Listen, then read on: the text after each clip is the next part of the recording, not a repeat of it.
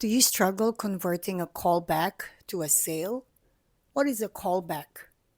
How significant is callback for telemarketers? Whether you're selling or an appointment setting or just troubleshooting a problem. Callbacks happen when the client we're speaking to is unavailable to complete the transaction or the telephone conversation. And so this is is part of our daily life as a telemarketer. It's one of our struggles sometimes. It can be frustrating because sometimes we feel like, okay, I'm almost there, I'm almost at the end of the call, but somehow we are not really in full control of our clients' availability when they suddenly have to run for a meeting or when they suddenly say, look, I can't really make a decision today. So, for today's topic, I've been thinking about this all weekend. I hope you're ready for this. This is another very, very big topic for telemarketing. And this is basically a question of, do you struggle converting a callback or a follow up into a sale? I have 6 simple steps on closing a callback. Follow my solution, and I guaranteed you will improve and close more sales. So let's get into it. So for today, I'm going to break down the 6 simple steps on closing a callback. Callback is a follow up. Now, number one, be all prepared before calling. Be all prepared before calling. So, what does that mean? A lot of times when we do have a callback, the whole building rapport has already been established. We already have a conversation with this client. There's already familiarity between the two of you. But at the same time, callback is your second chance and the only chance to close the sale. So, is as much as the cold call is critical, callback is as critical as well, because you can mess up the approach, you can do the wrong things or do one wrong thing, and that's enough for you to lose the second chance for you to get that sale. So, what do I mean by tip number one? Tip number one, again, is be all prepared before calling. Number one, you have to be in a good location. You have to be in the right space before calling a callback. I've mentioned this in one of the videos, one of the previous videos, that when you're doing telemarketing, it's very important that you're in a space where it's conducive for the client to understand fully what you're saying.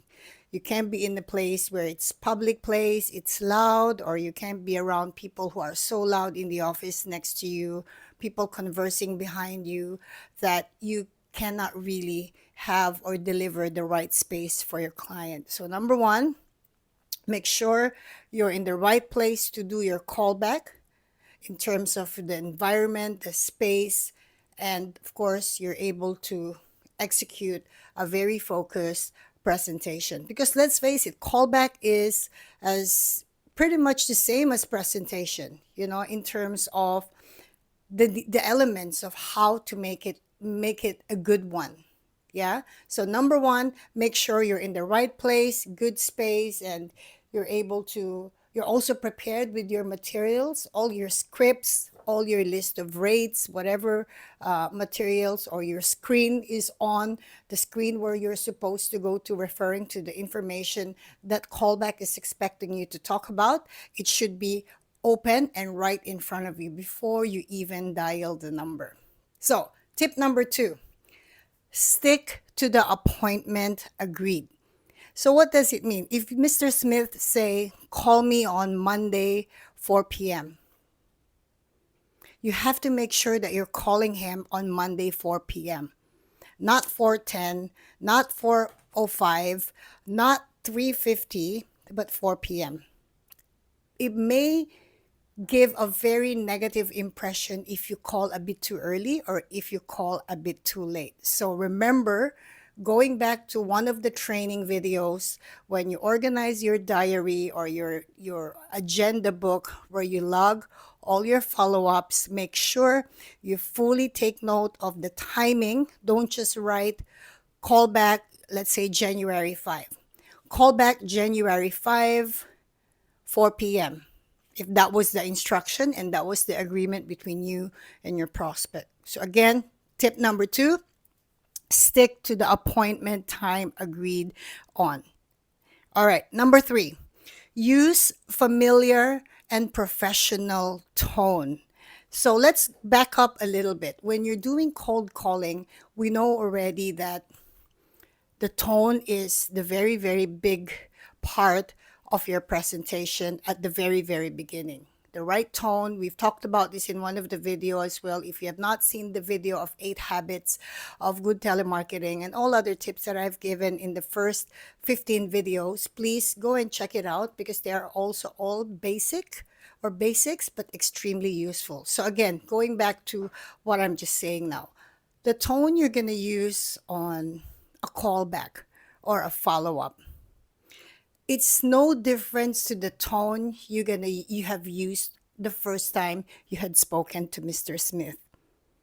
The only difference is obviously because you had spoken already before, is there has to be some sense of familiar tone but still professional. So what does it mean? It's simply saying when you call Mr. Smith, you're no longer strangers to each other. So you need to apply that familiar tone, but always be professional at the same time. The common mistakes of some telemarketers I've experienced myself is they tend to be too comfortable, too close for comfort, that when they call the callback, the client can feel like, oh, you're so fresh, or oh, you didn't sound as professional the first time you called me. So just pay attention on that because it's a human nature. When you meet someone the first time, you have that approach. And then when you meet again the second time around, there's a bit of comfort and familiarity. And there's nothing wrong with that. Just make sure that it's still professional and there's this familiar tone. So for me, what I can recommend if you say familiar tone, it would be, for example, ring, ring. Hi, Mr. Smith. Good morning, sir. How are you today? Good, sir. Are you having a good week? Oh, that's good to hear. So, Mr. Smith, you wanted me to call you today. The appointment we set is January 5 at 4 p.m. and dot, dot, dot. Can you see the tone there? It's still a bit enthusiastic. It's still professional, but I'm no longer walking on an eggshell feeling like, is he friendly or is he going to accommodate my call, or how do you feel all the time on cold call, right? It's always the awkwardness and that discomfort at the very beginning until you break the barrier. Okay, so that's third tip.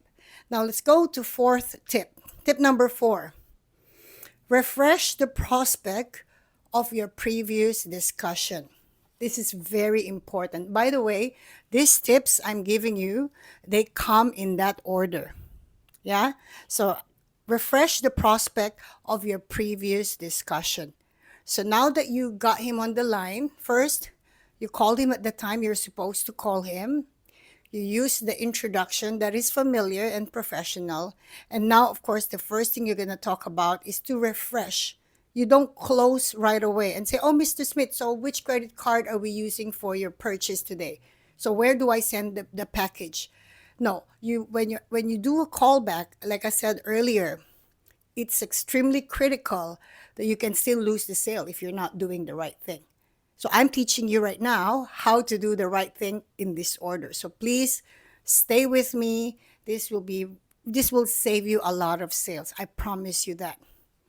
Okay, let's go back. Number 4, refresh the prospect of the previous discussion. So now that he's on the line with you, you don't close right away. What you do is you refresh him of your previous discussion. So for example, Mr. Smith, thanks for taking my call today. Just to refresh you on what we have actually discussed last week.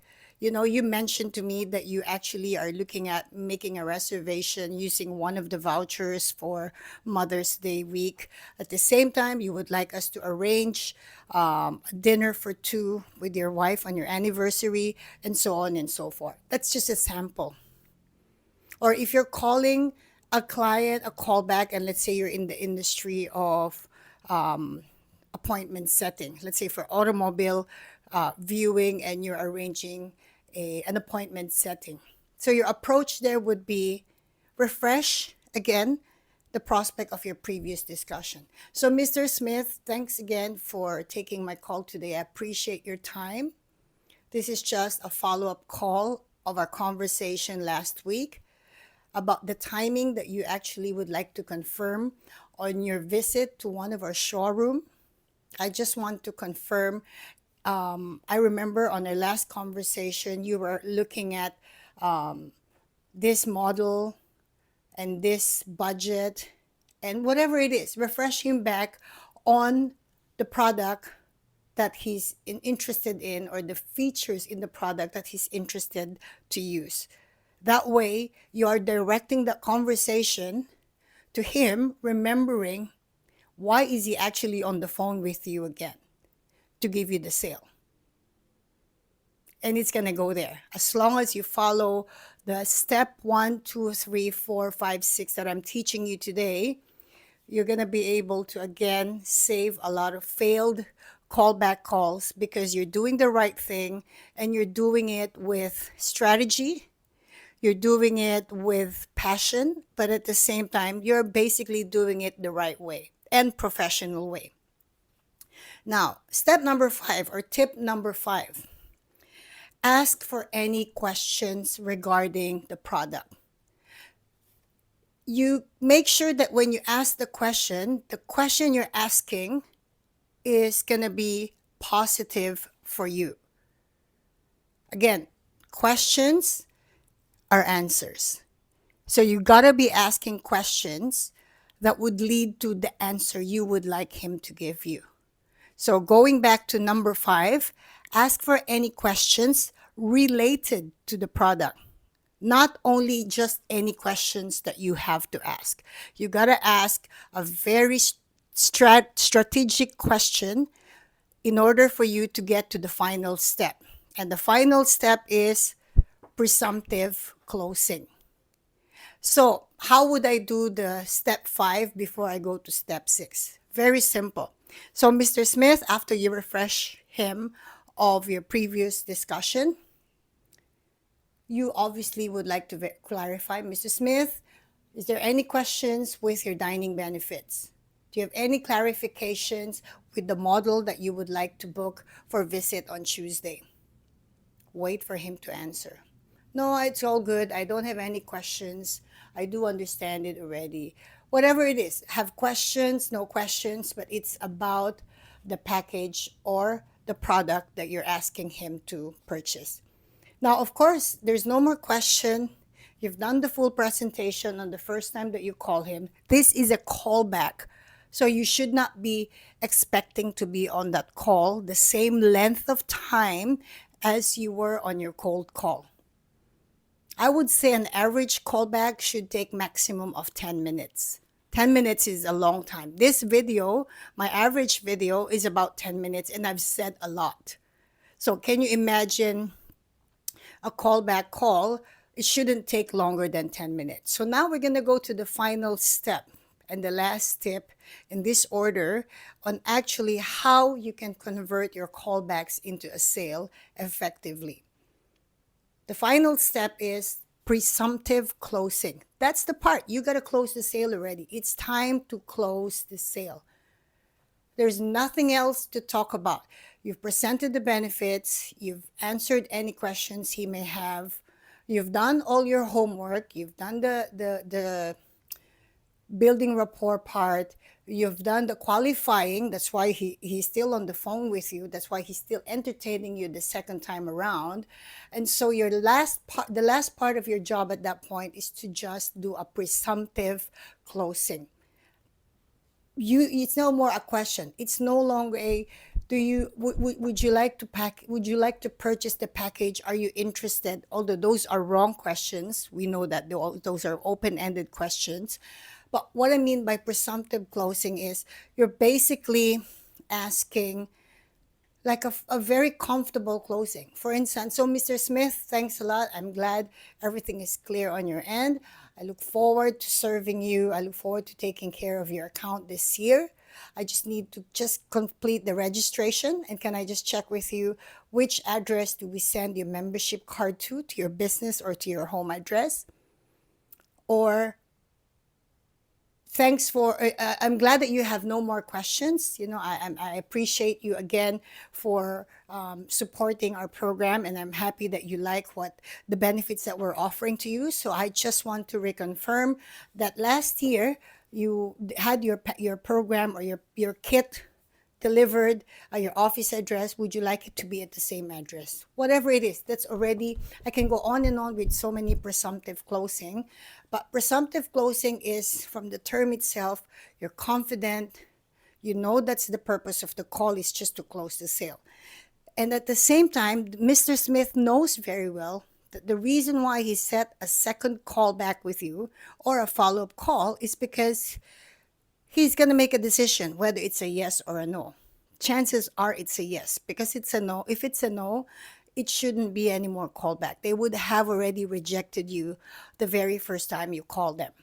And I guaranteed you, callbacks are most likely going to be a sale if you do the right thing in the order that I've shared to you just now.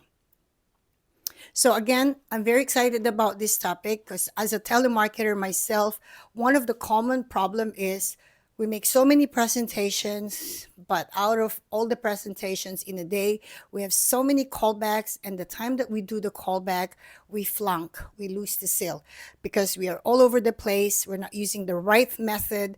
And what I'm giving you today is the right method. It sounds very simple. It sounds very basic, but it works. So again, the sequence of this tips that I've shared with you, I'll put it on the timestamp so you can actually go through it. If you want to write it on a small post-it and put it in front of your desk so that I could understand at the beginning you might forget the sequence, so that when you're doing your sales call tomorrow, you already have that small post-it that says step 1, prepare before calling. Step 2, stick to the appointment. Step 3, use familiar and professional tone. Step 4, refresh the prospect of the previous discussion. 5, ask for any questions related to the product. And finally, 6, presumptive closing. That's all you're going to do when you do your callback. So I hope you learned something from today's topic. It's a brand new week, so all the telemarketers, good luck on your sales this week. Start your week right.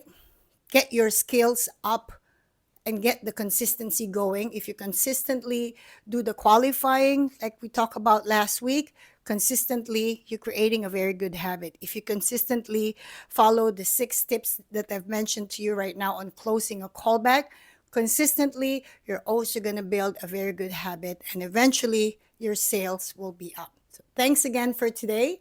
As you can see, it's super sunny. It's super warm day here in Singapore. I hope you're all keeping well. Thanks again for another day. And thanks for all those who views and subscribe. And I want to take this opportunity in closing to thank everyone. We've reached 101 subscribers in 16 days. I appreciate you. Thank you so much. We have over 1,100 views since I launched the channel. I appreciate you all. Thank you for that. It makes me look forward to making more videos and training contents for you guys.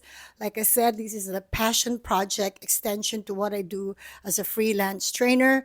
I hope that this channel will continue to grow and continue to share knowledge and change people's lives in terms of improving their earnings, improving their confidence. If you're a telemarketer, this channel should help you.